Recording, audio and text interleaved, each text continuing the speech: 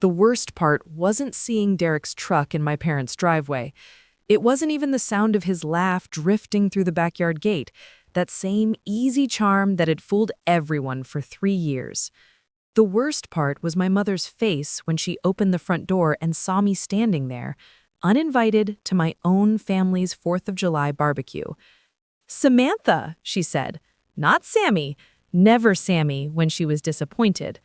"What are you doing here?" Behind her, I could smell the mesquite smoke from Dad's grill and hear my brother Jake's playlist bumping through the outdoor speakers. I could hear Derek's voice telling some story, probably one of his crowd pleasers, and the ripple of laughter that followed. My sister Madison's giggle cut through everything else, sharp and bright. "I live 20 minutes away, Mom. It's the 4th of July. My hands were shaking, so I gripped my car keys harder. "Why is he here?" She glanced over her shoulder, then stepped onto the porch, pulling the door mostly closed behind her. "Derek reached out to your father last week. He wanted to apologize for how things ended, said he'd been in therapy, working on himself. You know how persuasive he can be." I knew exactly how persuasive Derek Morrison could be. That's how he'd isolated me from these same people for nearly 3 years. And when I'd finally gotten the courage to leave him 6 months ago, when I'd shown up at this same house with a split lip and bruises around my throat, my mother had held me while I cried and promised me that I was safe now. Apparently 6 months was long enough for everyone to forget. Before we jump back in, tell us where you're tuning in from, and if this story touches you, make sure you're subscribed, because tomorrow I've saved something extra special for you. I should have left. That's what my therapist, Dr. Chen, would have said. You don't owe anyone your presence in situations that compromise your safety, Sammy, not even family. I'd been seeing her every Tuesday since February, slowly unpacking the wreckage of what I'd thought was love. But I didn't leave. Instead, I pushed past my mother and walked through the house I'd grown up in, through the kitchen where I'd learned to make my grandmother's peach cobbler, past the living room where we'd open Christmas presents every year of my childhood. The sliding glass door to the backyard was open, and I stepped through it like I was walking into battle. The scene could have been from any summer gathering. My father, Robert Hensley, stood at his custom-built grill, wearing the grill master apron Jake and I had gotten him years ago. My brother was showing off his new girlfriend, Becca, to our Aunt Caroline and Uncle Jim. Madison sat at the patio table, painting her nails electric blue. Our cousin Tyler was throwing a football with his 10-year-old son. And there was Derek, sitting in my grandfather's old Adirondack chair like he belonged there, a bottle of my dad's premium craft beer in his hand. He saw me first. I watched his expression shift through surprise, calculation, and then that slow smile that used to make my stomach flip. Now it just made me feel sick. "Sammy!" Jake called out, finally noticing me. "Hey, we texted you about today, didn't we?" "No," I said, my voice steadier than I felt. "You didn't." Madison looked up from her nails. "Oh, I thought Mom was going to tell you." The music seemed too loud suddenly. Everyone was looking at me now, and I could see the discomfort on some faces, but also something else. Annoyance. Like I was the problem, showing up unannounced and disturbing their nice party. Derek stood up, setting down his beer with exaggerated care. "Sammy, I know this is probably awkward, but I was hoping we could talk. I've been working through a lot of things in therapy, and part of my process is making amends to the people I've hurt." The people he hurt. Like I was just a person, not the woman he'd choked until I saw stars, not the woman he'd locked in a bedroom for 14 hours because I smiled at a waiter. "You don't get to do this," I said. My hands were shaking again, but I kept them at my sides. "You don't get to show up at my family's house and play the reformed man." "Samantha." My father's voice was firm, the same tone he'd used when I was 16 and pushing boundaries. "Derek drove 2 hours to be here and be accountable for his mistakes. The least you can do is hear him out." Something cracked inside my chest. "The least I can do? Dad, he put me in the hospital." "That was a misunderstanding," Derek said, his voice so reasonable, so calm. You fell during an argument, Sammy. I took you to the emergency room myself. You told them I fell down the stairs. I had handprint bruises on my neck. The nurse gave me a pamphlet about domestic violence, and you stood right there and convinced everyone it was an accident. People fight, my mother said quietly from behind me. Relationships are complicated. Derek has apologized. He's getting help. Don't you think you bear some responsibility for how volatile things got between you two? I turned to stare at her. This was my mother, who'd read me bedtime stories and taught me to ride a bike, who'd held me 6 months ago while I sobbed so hard I couldn't breathe. And she was looking at me like I was being unreasonable. Are you seriously asking me if I'm responsible for my own abuse? That's a very charged word, honey, Aunt Caroline chimed in. Sometimes couples bring out the worst in each other. It doesn't mean anyone is a bad person. Madison spoke up, still focused on her nails. Honestly, Sam, you always did kind of push his buttons. I remember you text him like 50 times a day. That would drive anyone crazy. I texted him constantly because he demanded to know where I was every moment. Because if I didn't respond within 5 minutes, he'd show up wherever I was, convinced I was cheating on him, ready to make a scene. But how could I explain that to Madison, who was 20 and thought she understood everything? I think, Derek said, stepping closer, and I instinctively stepped back, that we both made mistakes. I was controlling, I know that now. But Sammy, you weren't perfect either. You lied to me, you snuck around behind my back. I was hurt, and I reacted badly. I'd lied about having lunch with my college roommate because he'd forbidden me from seeing her. I'd snuck to my therapy appointments and paid in cash because he monitored my bank account. Every lie had been an act of survival. Jake stepped forward, putting a hand on my shoulder. Come on, Sam. He came here in good faith. Can't you just accept his apology and move on? It's been 6 months. Don't you think it's time to let it go? Let it go. Like it was a grudge over a borrowed sweater, not 3 years of systematic psychological and physical abuse. My father turned back to his grill. Derek, I think those burgers are ready. Why don't you help me bring the food to the table? Derek smiled, that golden boy smile that had won over everyone in my life. Sure thing, Robert. I'd be happy to help. And just like that, I was dismissed. The conversation was over. Derek was welcomed, helpful, forgiven. I was the problem, the dramatic one, the person who couldn't let go of the past.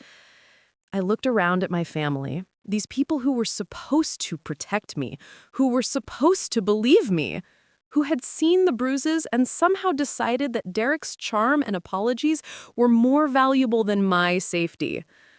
This was the moment when I had to choose. I could stay and pretend everything was fine, let Derek worm his way back into my life through my family. I could make myself small and quiet and acceptable the way I'd done for 3 years with him. Or I could save myself. I pulled out my phone. For the record, I said loudly, and everyone turned to look at me, I am documenting that my family has invited my abuser to a family gathering without my knowledge or consent. Derek's smile vanished. My father's face turned red. Turn that off, Samantha! Right now! No! It was the first time I'd said that word to my father in years. You all need to understand what you're doing. You're choosing him over me. Oh, come on, Madison said, standing up. You're being so dramatic. He made mistakes, but people can change. Why do you have to make everything about you? Derek stepped toward me, his hand outstretched. Sammy, please, let's talk about this privately. Don't touch me. I backed away fast, stumbling over the patio step. Don't come near me. He stopped, hands up in innocence, and I saw the calculation in his eyes. He was enjoying this. The whole family watching me fall apart, validating everything he probably told them about how I was unstable, emotional, impossible to reason with. Civil? I said when my mother tried to calm me down. He broke my ribs, Mom. He smashed my phone against a wall because I got a text from a coworker, and you want me to be civil? The silence that followed was deafening. Everyone was staring at me, and I could see it in their faces. They didn't believe me. Or worse, they believed me but didn't think it mattered enough. That's when I knew I'd lost them. Maybe I'd never had men to begin with. I stopped recording and looked directly at Derek.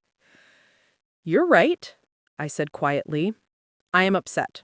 I should go." I saw the triumph flash in his eyes. He thought he'd won. He had no idea what I was about to do. Preparing and narrating this story took us a lot of time, so if you are enjoying it, subscribe to our channel. It means a lot to us. Now, back to the story. I walked back through the house with my head held high, even though my legs felt like they might give out at any moment. Behind me, I could hear the party resuming, the conversation flowing back to normal as if nothing had happened, as if I hadn't just told them all exactly what Derek had done to me. My mother followed me to the front door. "Samantha, wait." I stopped, but didn't turn around. My hand was on the doorknob, my escape route right there. "I know you're upset," she said softly, "but you have to understand, Derek has been very persuasive. He showed your father character references from his therapist, proof of his anger management classes. He brought a sponsorship letter from his AA meetings." Now I did turn around.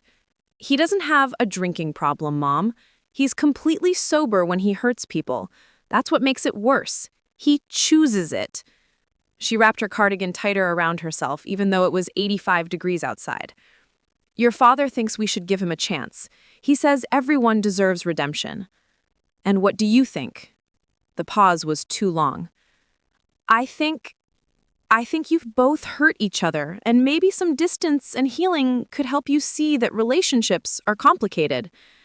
There it was, the both sides argument, the implication that I'd somehow contributed to my own abuse by existing, by having needs, by not being perfect enough to prevent his violence. I'm leaving. And Mom, when he does something today, and he will, because that's what he does when he doesn't get his way, I need you to remember this conversation. I need you to remember that I warned you. "Samantha, that's not fair. You can't predict." But I was already out the door, down the porch steps, walking toward my car. My 2015 Honda Civic sat at the curb, the car I'd bought with my own money after Derek had sabotaged my last one by putting sugar in the gas tank during one of our rough patches. He'd apologized afterwards, of course, blamed it on his jealousy, his fear of losing me, said he'd pay for the repairs, which he never did. I sat in the driver's seat and locked the doors immediately, another habit from 3 years of hypervigilance. My phone buzzed. A text from Jake. "Real mature, Sam. Way to ruin a nice day." I deleted it without responding. Then, I did something I'd been putting off for 6 months. I opened my contacts and scrolled to a name I'd saved but never called. Detective Lisa Moreno. She'd given me her card in February, in the hospital, after the neighborhood called 911 when they heard me screaming. She'd been kind but direct, told me that without my cooperation, they couldn't build a case against Derek. The prosecutor's office had wanted me to testify, but I'd been too terrified. Derek had already started his campaign of apologies and promises, and I'd been weak enough to almost believe him. Almost. It had taken finding his insurance policy to finally leave. A folder on his laptop filled with intimate photos of me, screenshots of my passwords, documents with my social security number, my bank information, copies of my work emails. He'd been building a dossier, preparing for the day I might try to leave. When I'd confronted him, he'd smiled and said, "Just making sure you never forget who you belong to." I left that night with one suitcase and my laptop. Everything else, furniture we'd bought together, books, clothes, my grandmother's jewelry that I'd kept at his place, I had abandoned. The price of freedom. My finger hovered over Detective Moreno's name.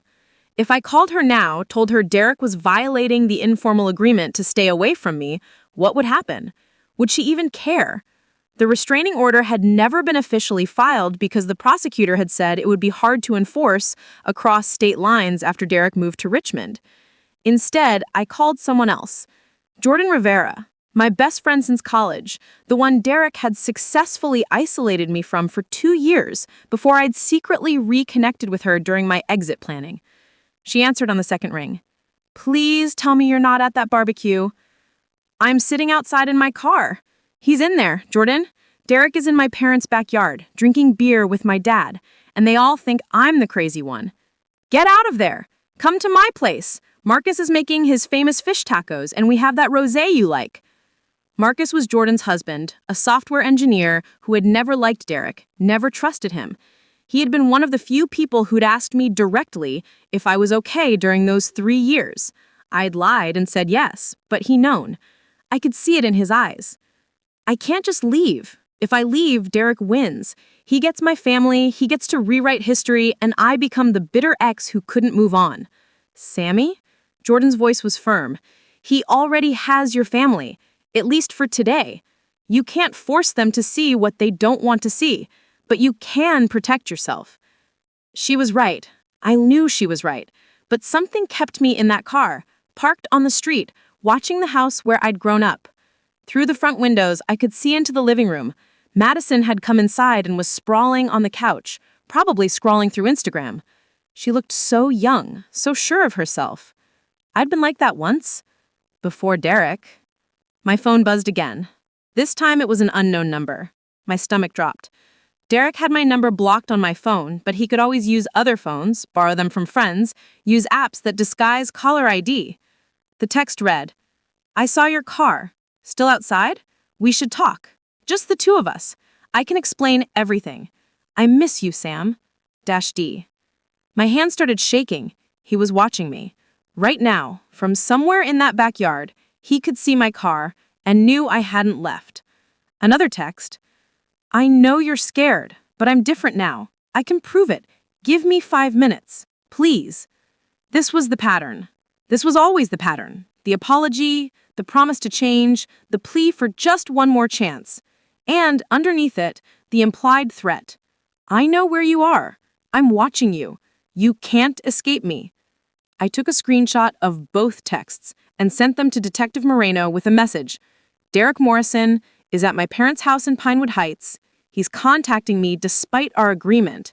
These texts came 5 minutes ago. Then I forwarded the screenshots to Jordan with a message. He knows I'm still here. Her response was immediate. Start your car and drive to my house right now. But I didn't. Because through the front window, I saw my father come into the living room. He was talking to Madison, gesturing toward the front of the house, toward where my car was parked.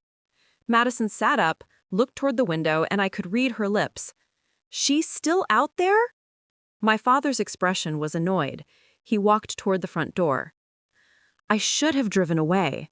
Every instinct I developed over 6 months of therapy and recovery told me to leave, to remove myself from this situation. But I'd spent 3 years running from conflict, making myself smaller, apologizing for existing. Not anymore. My father opened the front door and walked down the porch steps toward my car. I rolled down my window. Samantha, this is ridiculous. You're sitting out here like a stalker. Either come inside and be civil or go home. You're embarrassing yourself. Derek is texting me, I said, holding up my phone. Did you know he'd do that when you invited him here? Did you consider that maybe, just maybe, I had good reasons for not wanting to see him? My father's jaw tightened. He's trying to make amends. That's what healthy people do. They acknowledge their mistakes and try to fix them. You used to be so level-headed, Sammy. I don't know what happened to you. What happened to me, I said slowly, is that the man you invited to your barbecue spent 3 years systematically destroying my sense of self. And now you're helping him do it again. That's dramatic and unfair.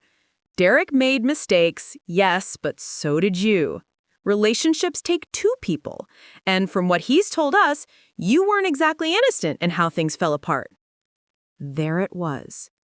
Derek had gotten to them first, shaped the narrative, made himself the victim of my instability.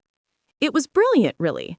Exactly what he'd done with my friends, my coworkers, everyone we'd known as a couple. "What did he tell you?" I asked. My father shifted uncomfortably. "That you were jealous, possessive, that you'd go through his phone, accuse him of cheating when he was just working late, that you'd threaten to hurt yourself if he tried to leave. He showed us some of your texts from back then." My vision tunneled. Those texts? I'd sent them during the worst of it, when Derek had convinced me that I was losing my mind and that my perceptions couldn't be trusted. He'd gaslight me so thoroughly that I'd become paranoid, checking his phone because he'd planted seeds of doubt about his own faithfulness, while accusing me of cheating. The threats of self-harm had come after he'd isolated me so completely that I genuinely believed I couldn't survive without him. He'd kept those texts. Of course he had. Evidence for exactly this moment. "I manipulated you into sending those messages. That's what abusers do, Dad. They push you until you react, then use your reaction as proof that you're the problem." My father sighed, the sound of a man who'd made up his mind and didn't want to be confused with facts. "I think you need to take some responsibility for your part in this, Samantha. That's all I'm saying. Now, are you coming inside or not?" I looked at my father, this man who'd taught me to ride a bike and helped me with my math homework, who scared away my first boyfriend by cleaning his rifle on the porch. And I realized he wasn't going to protect me. He'd chosen Derek's version of events because it was easier, because it meant he didn't have to confront the fact that he'd missed 3 years of his daughter being abused. "No," I said, "I'm not coming inside. But I'm not leaving either. I'm going to sit right here until this party is over." "Suit yourself," my father said, and walked back into the house. I sat in my car, watching and waiting, knowing that Derek wouldn't be able to resist. He never could. The moment he realized I wasn't going to disappear quietly, he'd have to confront me. And this time, I'd be ready. 45 minutes passed.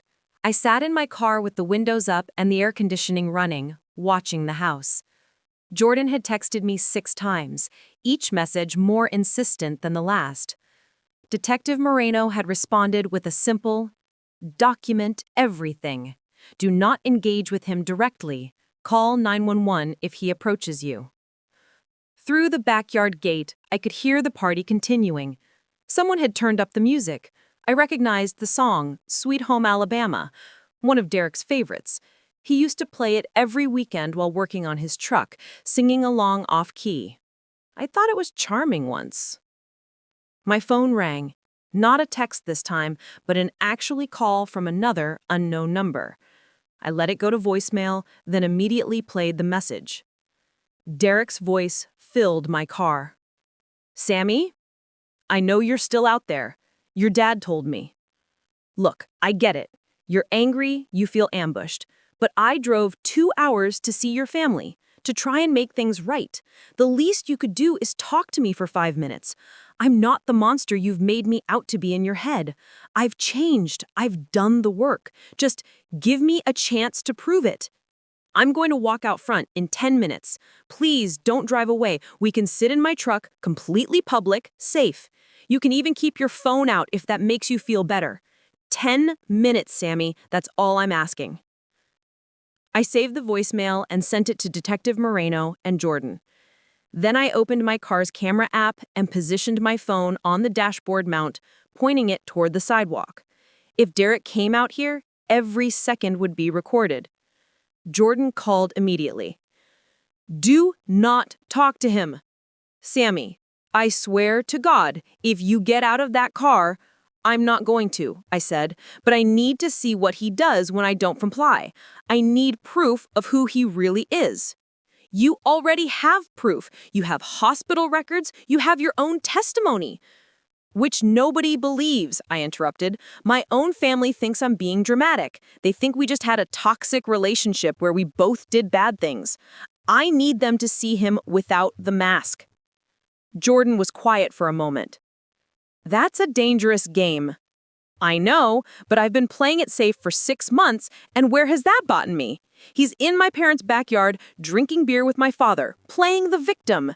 If I don't do something, he's going to worm his way back into my life through them. Then get an actual restraining order. Call Detective Moreno right now. And she can't do anything unless he violates a direct order or threatens me explicitly. You know how this works. The system doesn't protect women like me until it's too late. I heard Marcus in the background saying something I couldn't make out. Jordan sighed. Marcus says he's coming to get you. He's leaving right now. Tell him not to.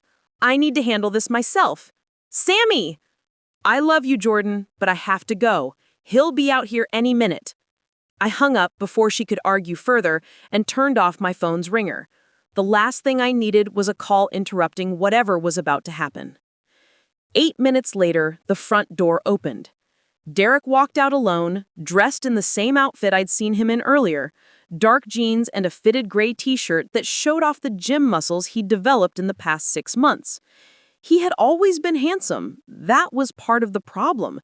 People looked at him and saw a good guy, someone clean-cut and polite. They didn't see what happened behind closed doors.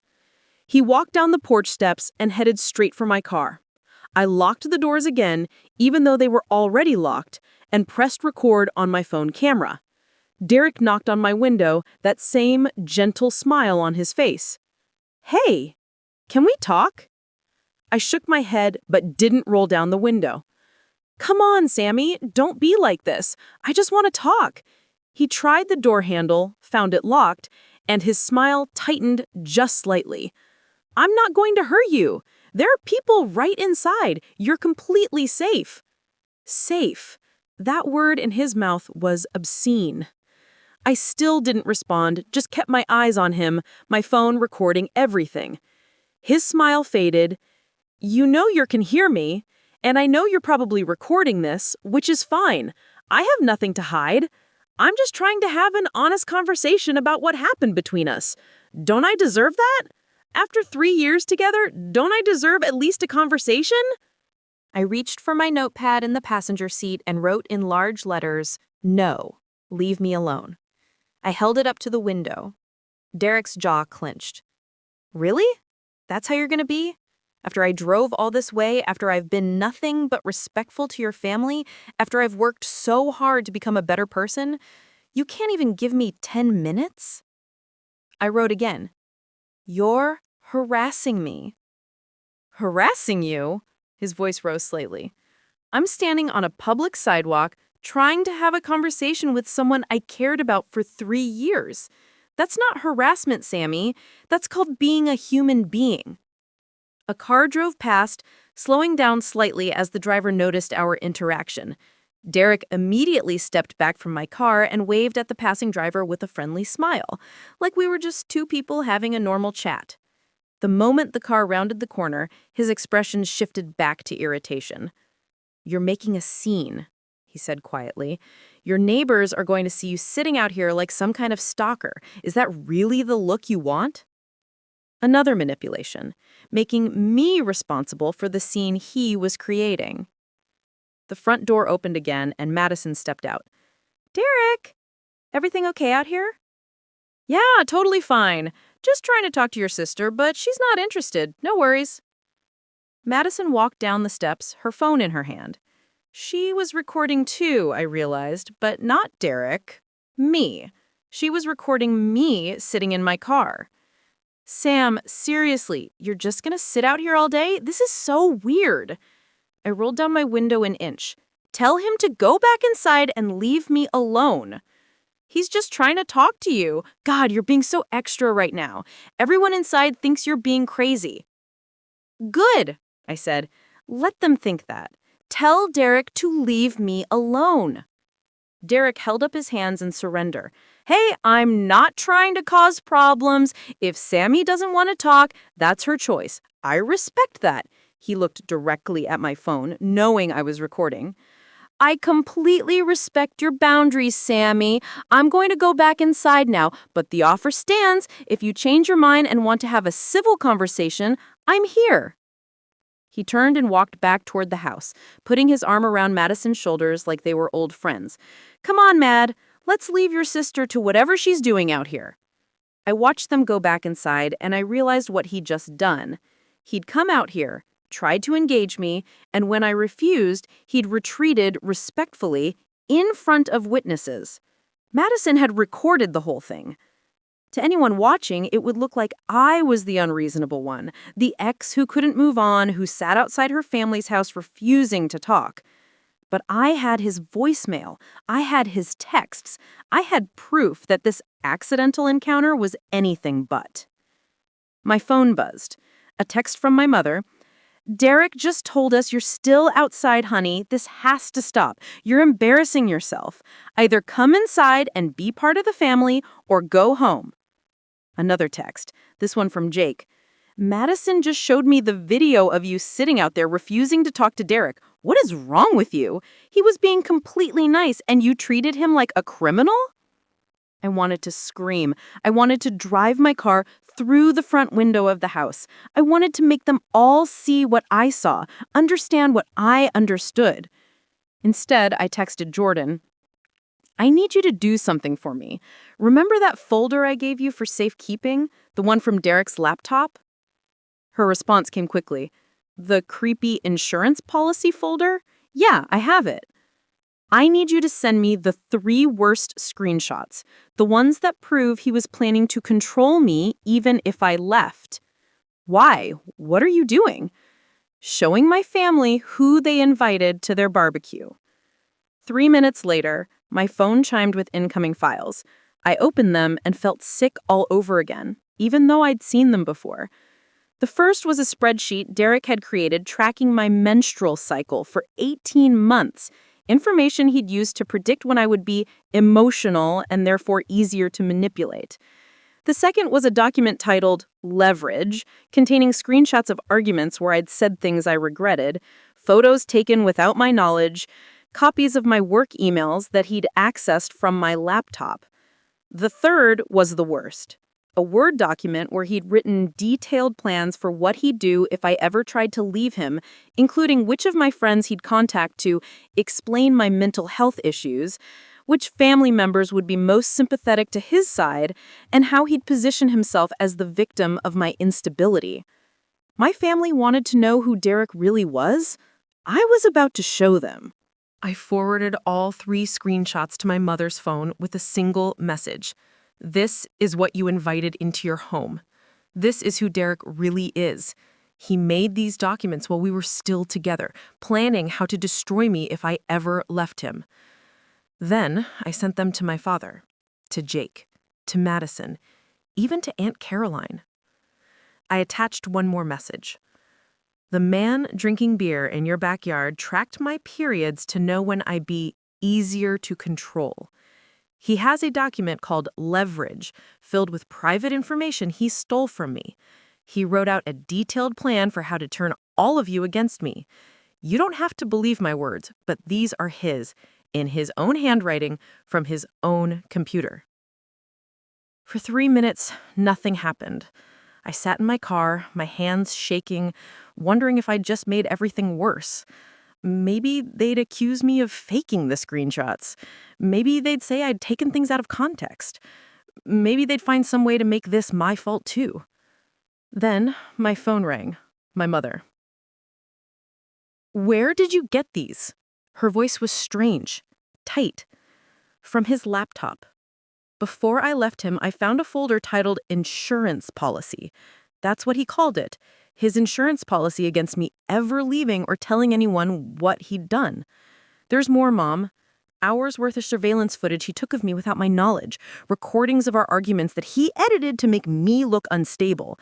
He was building a case against me the entire time we were together." I heard her breathing on the other end, quick and shallow. "Robert," she called out, her voice distant from the phone. "Robert, you need to see this right now." "Is he still there? Is Derek still in the backyard?" "Yes, he's helping your father with the grill." She laughed, but it sounded wrong, almost hysterical. "He's flipping burgers, Samantha. He's been so helpful, so charming. He brought a pie. He brought a goddamn pie." That's what he does. That's what abusers do. They're perfect in public, helpful, charming, impossible to dislike. It's only behind closed doors that the mask comes off. I heard my father's voice in the background. "What is it? What's wrong?" "Look at your phone," my mother said to him. "Look at what she just sent." The silence that followed seemed to last forever. I watched the front windows of the house, saw movement inside. Through the sheer curtains, I could make out shapes. My parents standing in the living room, both looking at their phones. My phone buzzed. A text from Jake. "What the fuck is this?" Another from Madison. "This can't be real. You faked this somehow." I replied to both in a group text. I didn't fake anything. Jordan has the original files if you want verification. Derek kept all of this on his laptop in a hidden folder. I found it 2 weeks before I left him. It's why I finally had the courage to go, because I realized he'd been planning to destroy me all along. My father came outside first, not to my car this time, but standing on the porch, his phone still in his hand. He looked at me through my windshield, and I couldn't read his expression. Shock? Anger? Shame? He went back inside without saying anything. 2 minutes later, the back gate opened and Derek emerged, still holding the spatula he'd been using at the grill. He looked confused, concerned, his helpful guy mask still firmly in place. My father followed him out, and even from my car, I could see the tension in my dad's posture. They stood on the front lawn, and I rolled down my window to hear. "I don't understand. Did something happen? I was just about to serve the burgers." "I need you to explain something to me," my father said, his voice carefully controlled. "My daughter just sent me some screenshots, documents that appear to be from your computer. I'm trying to understand what I'm looking at." Derek's expression shifted, just for a microsecond, too fast for most people to catch. But I saw it, the flash of rage, instantly suppressed. "Screenshots. Robert, I don't know what Sammy has told you, but I'm not asking what she told me. I'm asking about a spreadsheet that tracks her menstrual cycle for 18 months. I'm asking about a document titled Leverage that contains private information about my daughter. I'm asking about a detailed plan you apparently wrote about how to turn all of you against her." Derek's face went through several expressions: surprise, confusion, hurt. The performance was masterful. I don't know what you're talking about, Robert. I never made any documents like that. I wouldn't even know how to." "So you're saying my daughter fabricated these, created fake screenshots with your name on them, detailed information that only you would have access to?" "I'm saying," Derek ran his hand through his hair, the picture of a confused, wrongly accused man. "Look, Sammy and I had a complicated relationship. She was jealous, possessive. She used to go through my computer, my phone. Maybe she found some notes I made during therapy about our relationship and she's twisting them to make me look bad. I kept a journal during our relationship because my therapist suggested it. Maybe that's what she—" "A journal," my father interrupted, "that includes a spreadsheet tracking when her period would make her emotionally vulnerable and susceptible to suggestion? Those are the words in the document, Derek." "Your words." Derek's jaw clenched. The mask was slipping. "You're taking things out of context. I was trying to understand her mood swings, to be a better partner. I was trying to be supportive during difficult times of the month. If that's a crime—" My mother had come outside now, with Jake and Madison behind her. Madison looked pale, shocked in a way I'd never seen her. Jake looked angry, but I couldn't tell if it was directed at Derek or still at me. "What about the exit strategy document?" my mother asked, her voice cold. "The one where you detailed exactly how you'd discredit our daughter if she ever left you? How you'd contact her employer, her friends, her family with concerns about her mental health?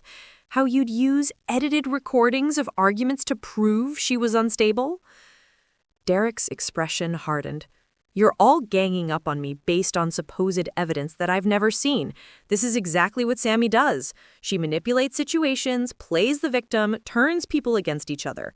She's doing it right now. She's sitting out there in her car like some kind of—" "I want you to leave," my father said quietly. "What?" "I want you to leave my property. Right now." Derek looked around at all of them, his performance crumbling. You're seriously going to believe her? After everything I've told you about how unstable she is? She probably made those documents herself. She's probably been planning this whole thing, waiting for a chance to... The metadata on the files is from 2 years ago, long before we broke up. Jordan can verify it. She's had them since February. Derek's head whipped toward me, and for just a moment, I saw the real him. The man who'd put his hands around my throat. The man who'd told me I was nothing without him.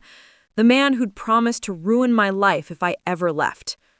"You had no right to go through my personal files," he said, his voice shaking with barely controlled rage. "That was private property. You stole from me." "You're right," I said, opening my car door and stepping out for the first time. "I stole evidence of your plan to abuse and manipulate me. I'm not sorry." "Robert," Derek turned back to my father, desperation creeping into his voice, "you have to understand. Couples go through rough patches. I made some mistakes, yes, but I've changed. I've done the work. You can't just throw away everything We don't have anything," my father said. "You had something with my daughter, and from what I'm seeing, it was built on control and manipulation. I was wrong to invite you here. I was wrong to dismiss her concerns. And I'm asking you now, as politely as I can, to leave before I call the police." Derek stood there for a moment, looking at each of them in turn. The helpful, charming man from earlier had completely vanished. In his place was someone cold and calculating. "You're all going to regret this," he said quietly. "Sammy, you especially. You think you can just humiliate me like this? You think there won't be consequences?" "Is that a threat?" Jake stepped forward, and I was surprised to see him positioning himself between Derek and me. "It's a promise," Derek said, looking directly at me. "You took something that belonged to me. Those files were on my private computer. I could press charges for theft, for invasion of privacy. I could sue you for defamation for showing these to people out of context." "Do it," I said, my voice steady, even though my legs felt weak. "Please do. I'd love to explain to a judge exactly why I felt the need to document your insurance policy against me.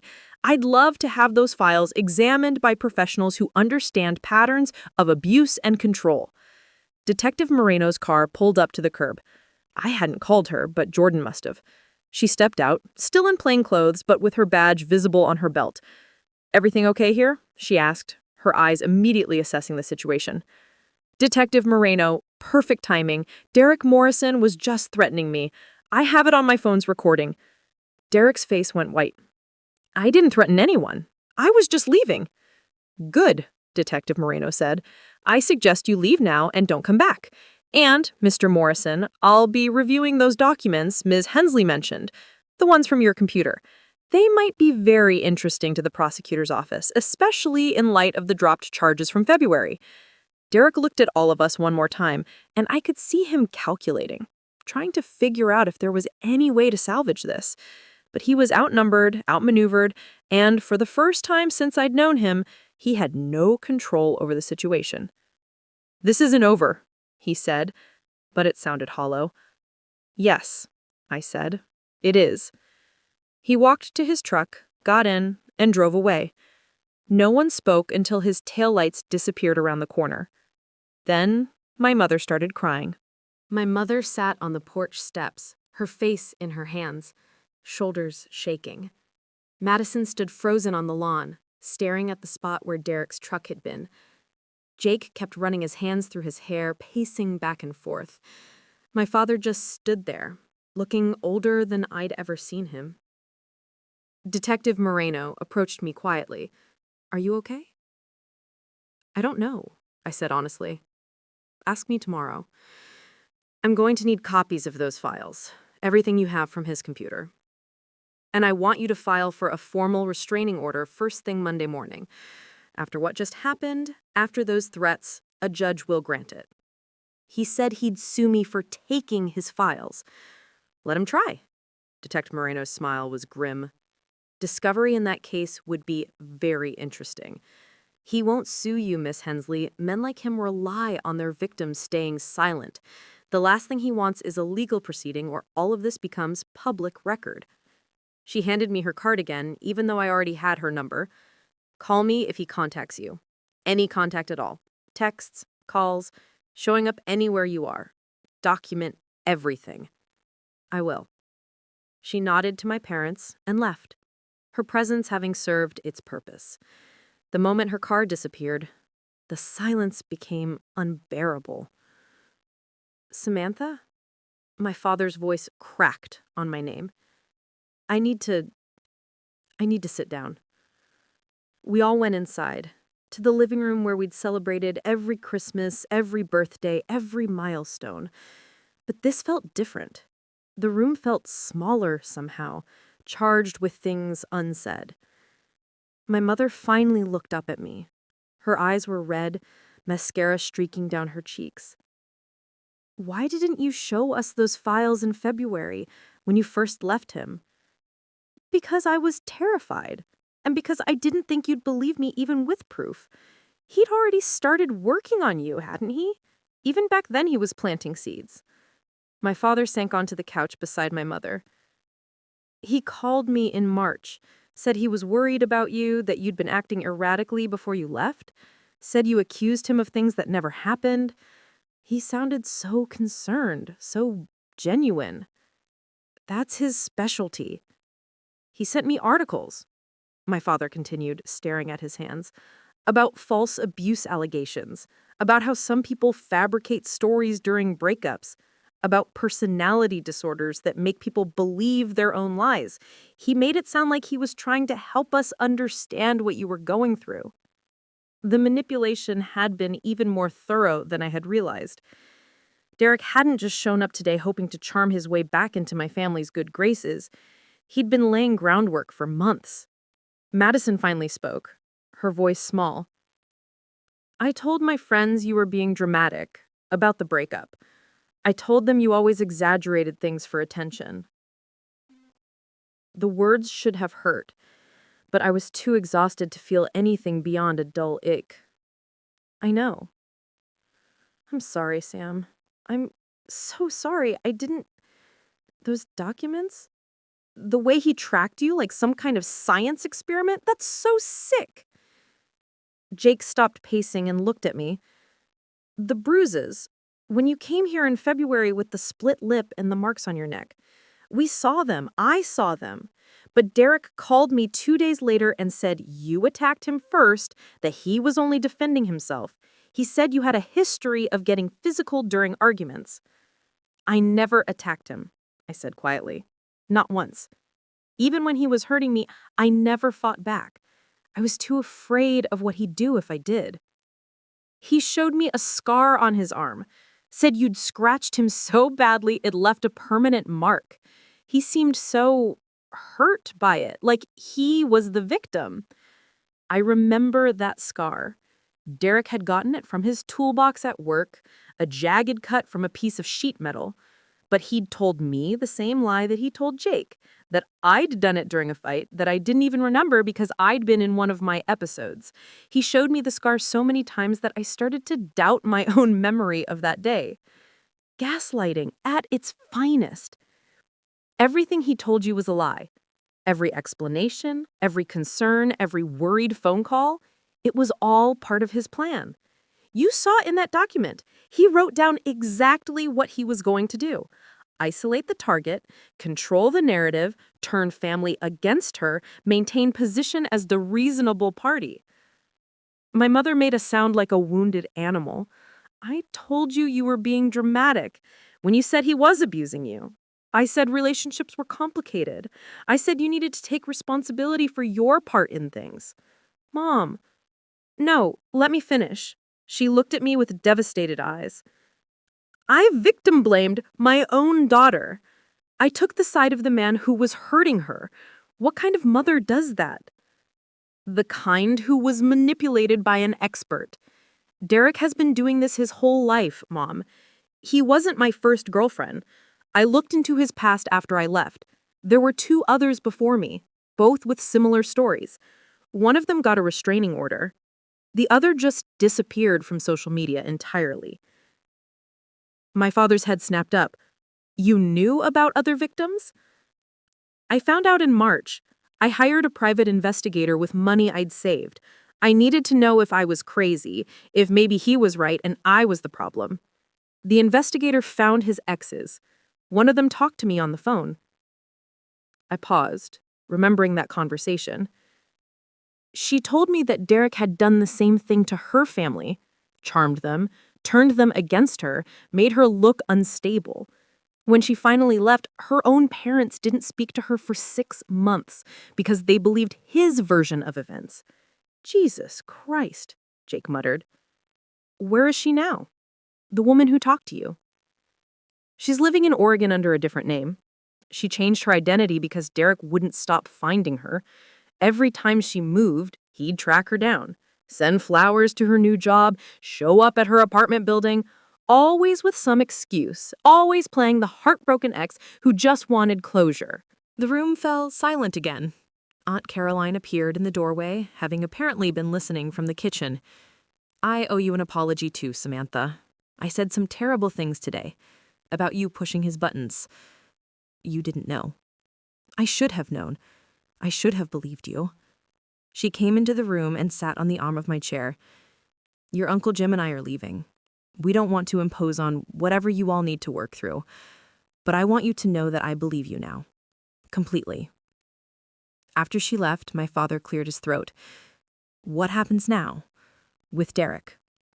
Detective Moreno will review the evidence. The prosecutor's office might decide to reopen the case from February, and I'm getting a restraining order on Monday. Will it be enough? My mother asked. To keep him away? I thought about the other woman, the one living in Oregon under a false name. I thought about Derek's face when he'd said, "This isn't over." I don't know, I admitted. Derek doesn't handle rejection well. Being exposed like this, in front of witnesses, being forced to leave in humiliation, that's gonna eat at him. Men like him need to win. They need control.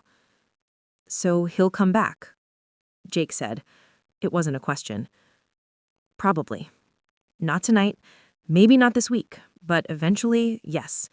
He'll convince himself that he can fix this, that he can win you all back, that he can prove I'm the liar he's always said I was. My father stood up, and I saw something I'd never seen before.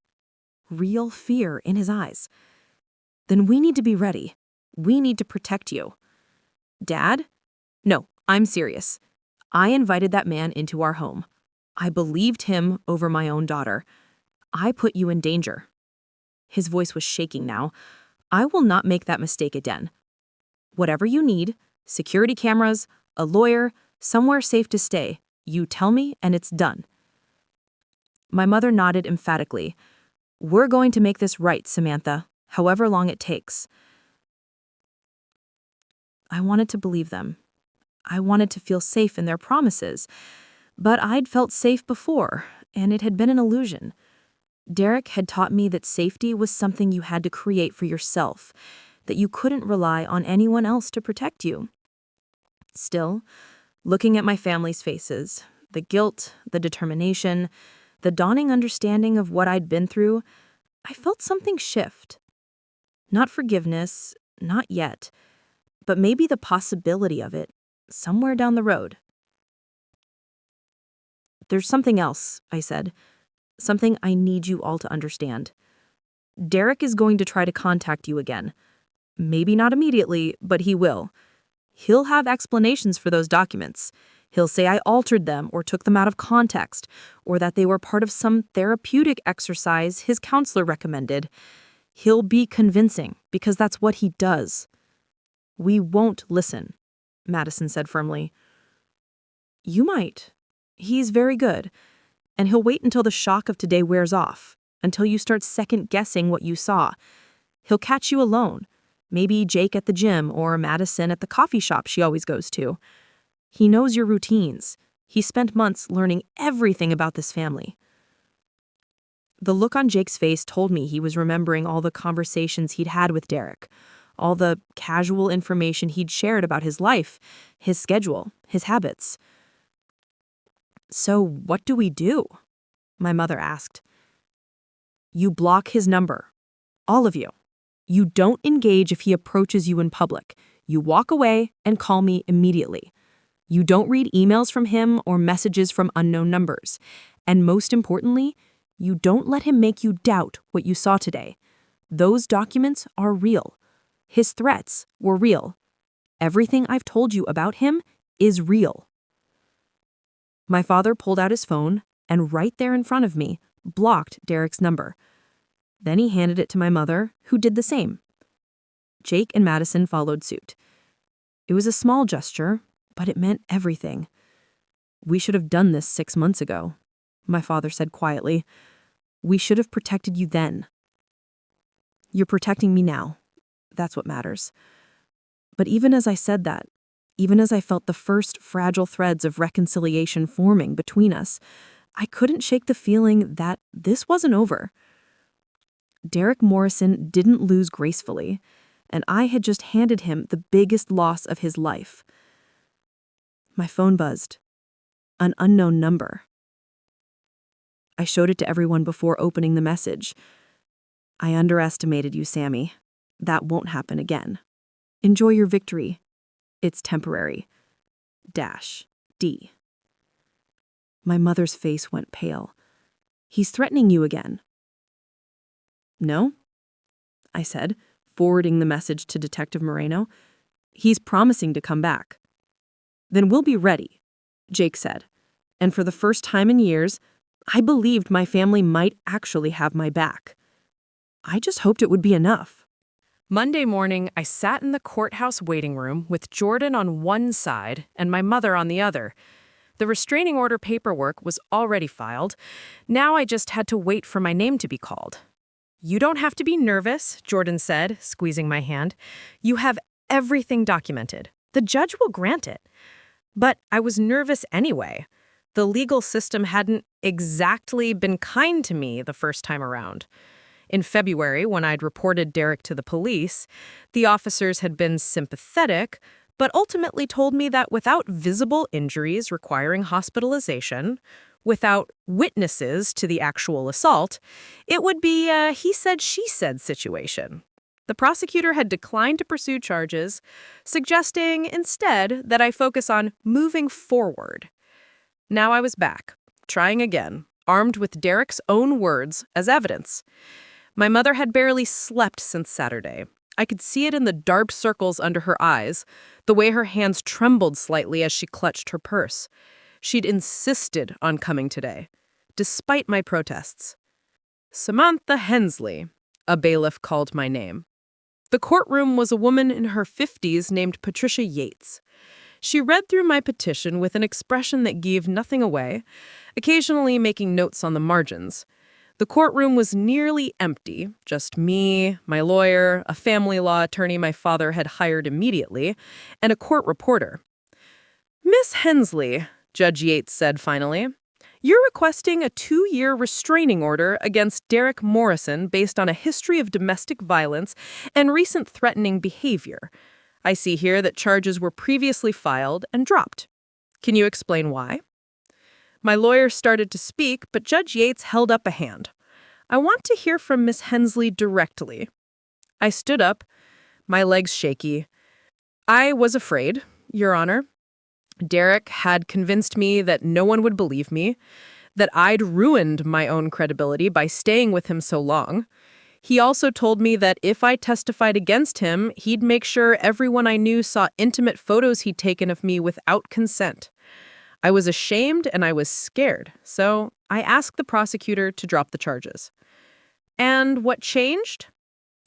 I found evidence of his planning, documents from his computer showing that he'd been systematically building a case against me, tracking my behavior, preparing to discredit me if I ever left. When he showed up at my family's home this past Saturday, despite knowing I wanted no contact with him, I realized he wasn't going to stop until I made him stop legally. Judge Yates reviewed the documents Jordan had submitted, the spreadsheets, the leverage file, the exit strategy Derek had written. She read for what felt like an eternity. Mr. Morrison is not present to contest this petition. He was served notice on Sunday, Your Honor. He chose not to appear. Judge Yates nodded slowly.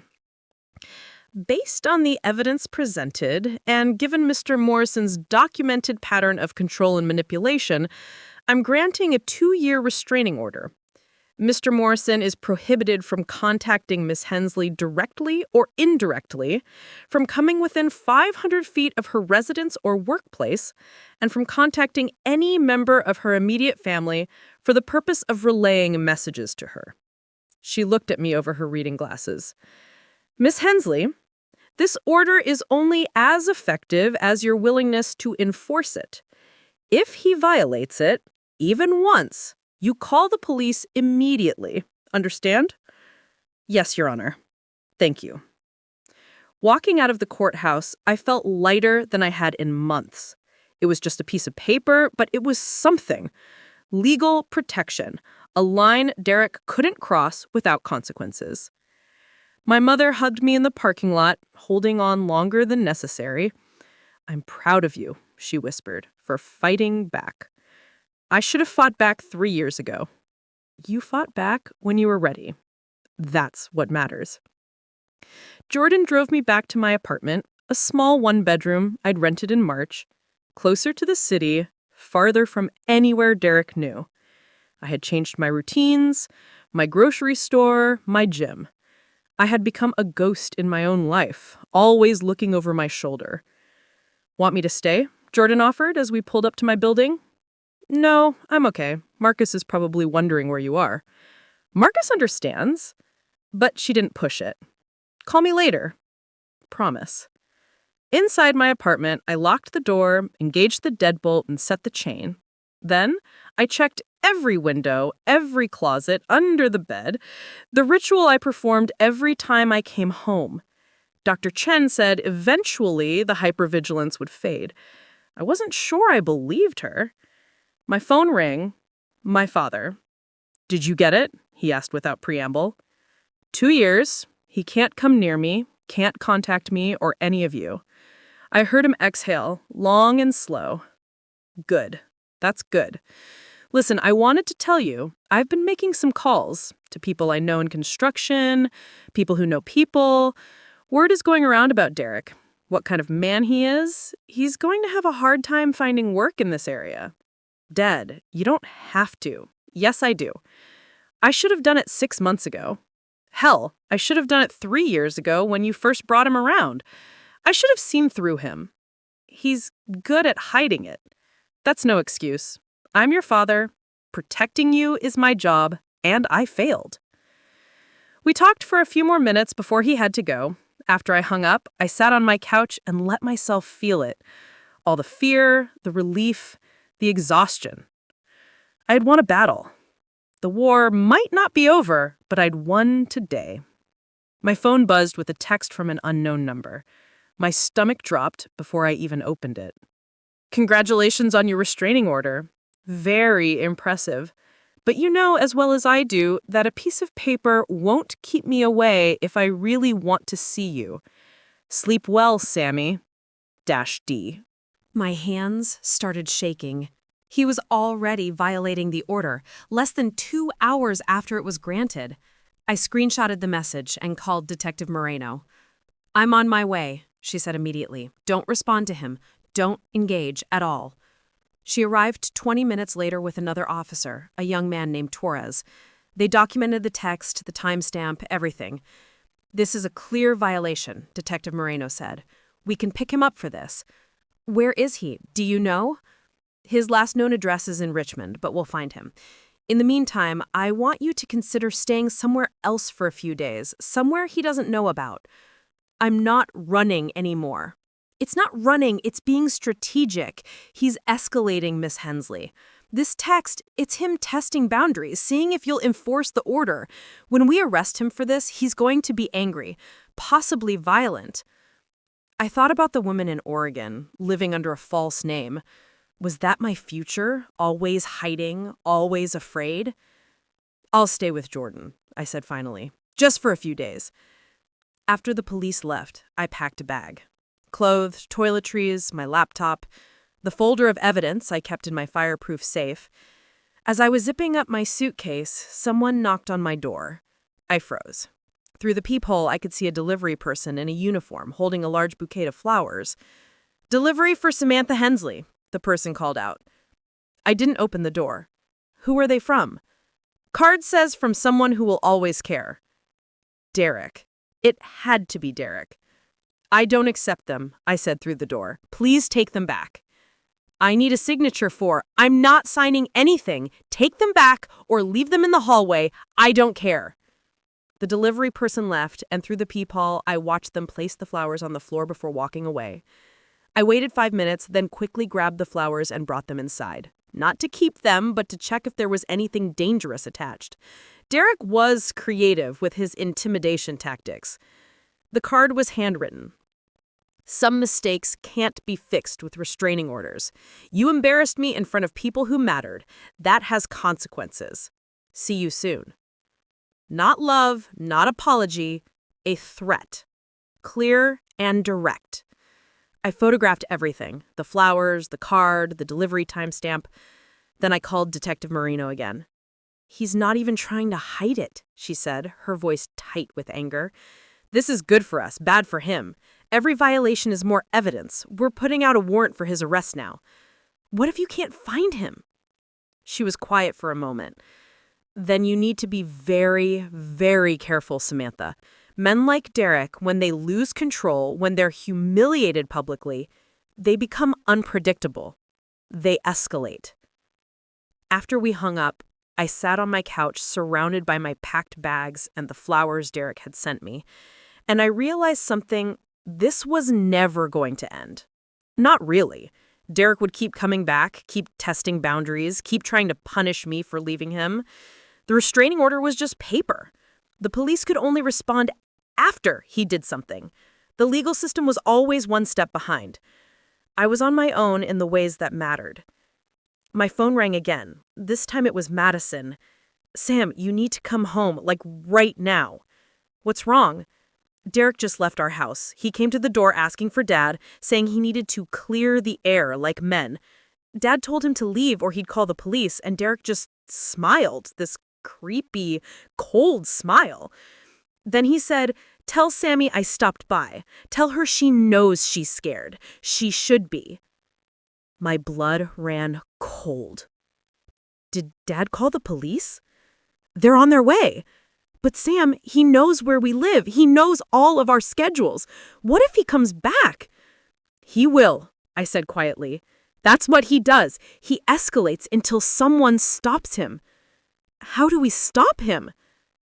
That was the question, wasn't it?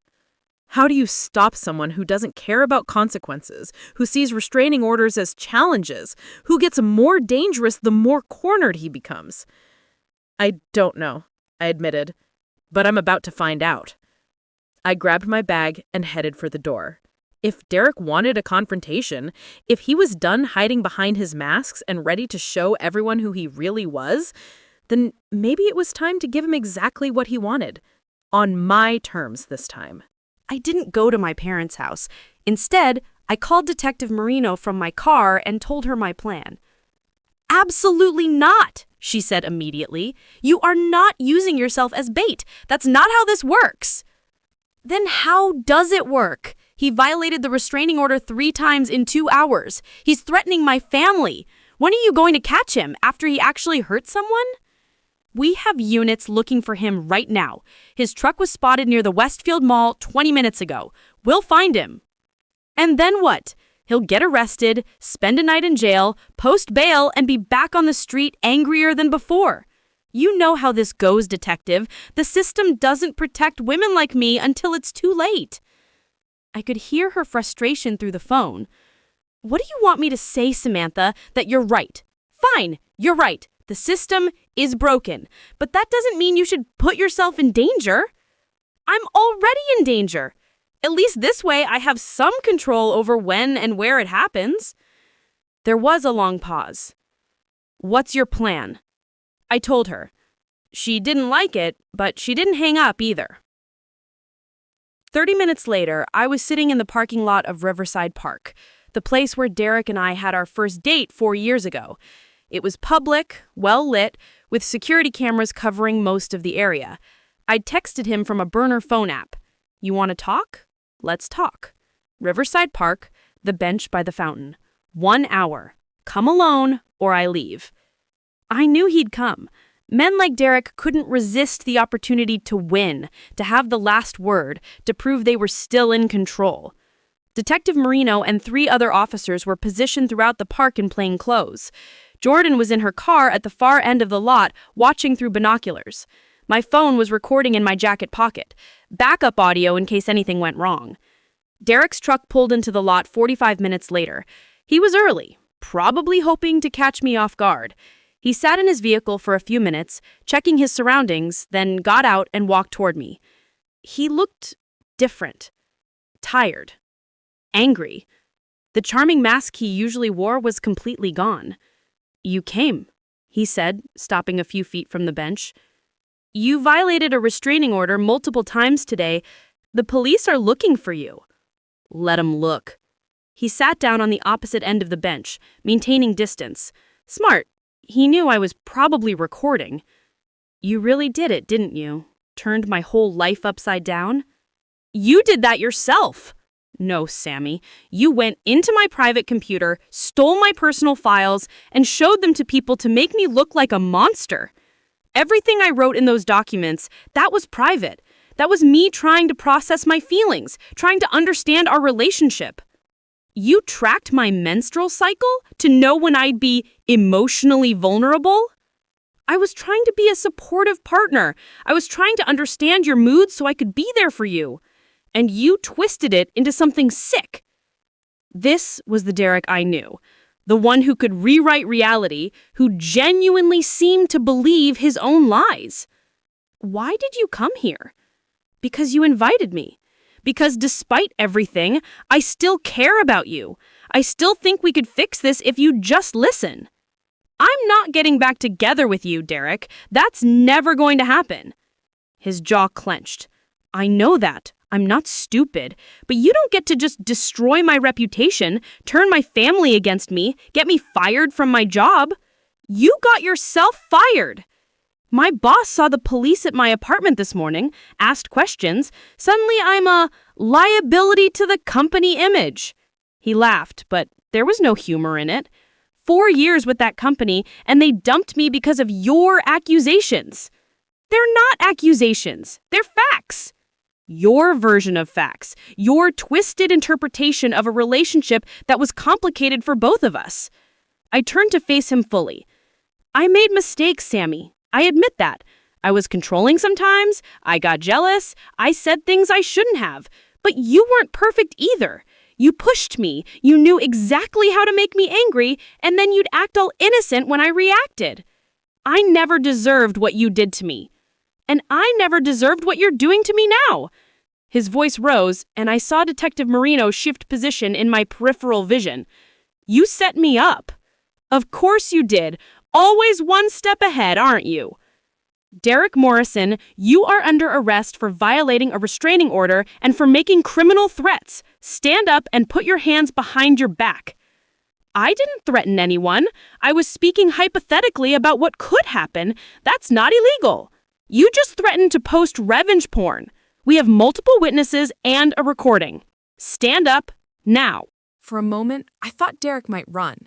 His eyes darted around the park, calculating odds. But there were too many officers, too many witnesses. He stood slowly, letting them handcuff him. As they led him past me, he stopped. "This isn't over, Sammy. You know that, right? Even if I go to jail, even if I lose everything, it's not over. I'll always be in your head. Every time you meet someone new, you'll wonder if they're like me. Every time you hear footsteps behind you, you'll think it's me. I've already won." Detective Moreno pushed him forward. "Keep walking." I watched them put him in the back of a patrol car. My hands were shaking, my breath coming in short gasps. Jordan appeared at my side, putting her arm around me. "You did it," she said. "He's going away." "For how long? 6 months? A year?" "Long enough for you to breathe, long enough to start healing." The patrol car drove away, and I felt something break open in my chest. Not relief exactly, but space. Room to breathe without constant fear. My phone rang. My mother. "The police just called. They said they arrested Derek. Are you okay? Yeah, Mom. I'm okay. Where are you? Riverside Park. I needed to face him on my terms.